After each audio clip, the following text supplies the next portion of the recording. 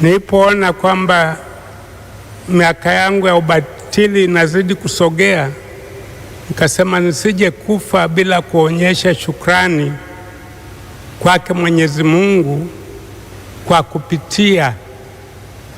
kwa kupitia sehemu hiyo ambapo nilianzia utume wangu wa kiaskofu.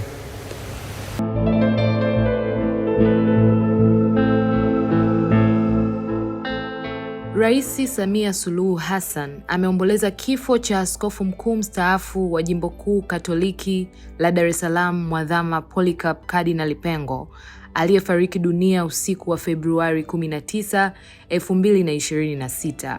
Kwa mujibu wa taarifa iliyotolewa na askofu mkuu wa Jimbo Kuu la Dar es Salaam Jude Thaddeus Ruwaichi, Kardinali Pengo alifariki dunia usiku wa Februari 19, 2026 katika taasisi ya moyo ya Jakaya Kikwete jijini Dar es Salaam alipokuwa akipatiwa matibabu, ambapo taratibu za mazishi zitatangazwa baadaye. Katika salamu zake za rambirambi leo kupitia taarifa iliyotolewa na mkurugenzi wa mawasiliano Ikulu, Rais Samia amesema amepokea kwa masikitiko taarifa za kifo hicho.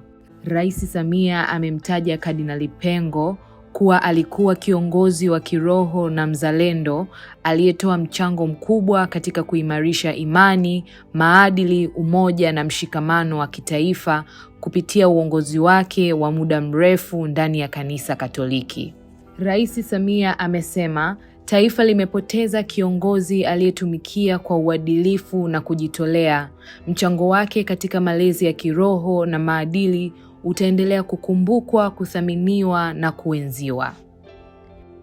Pia Rais Samia ametuma salamu za pole kwa Askofu Mkuu Ruwaichi, Baraza la Maaskofu Katoliki Tanzania, viongozi wa dini pamoja na waumini wote walioguswa na msiba huo.